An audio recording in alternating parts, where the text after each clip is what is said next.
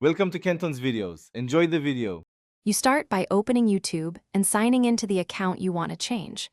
Once signed in, click or tap your profile icon in the top right corner to reveal account options. Make sure you choose the correct account if you have more than one, otherwise you'll change language for the wrong profile. These first steps grant access to settings where language lives, so don't skip selecting the right account before proceeding to the menu options. Next, open Settings from the Profile menu. On desktop, you'll see a direct language option. Tap it.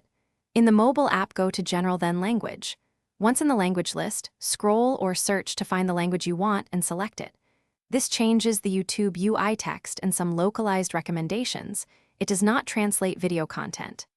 After selecting, YouTube updates immediately, but give it a moment as the UI reloads to apply the new language.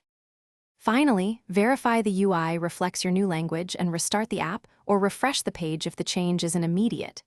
If you still see the old language, clear browser cache or force close the app, then reopen. Sometimes cached files block updates. Make sure your app is up to date and that account level or device level language settings aren't overriding YouTube. If problems persist, sign out and sign back in or reinstall the app. That usually resolves stuff. Thanks for watching. Consider subscribing if we helped you.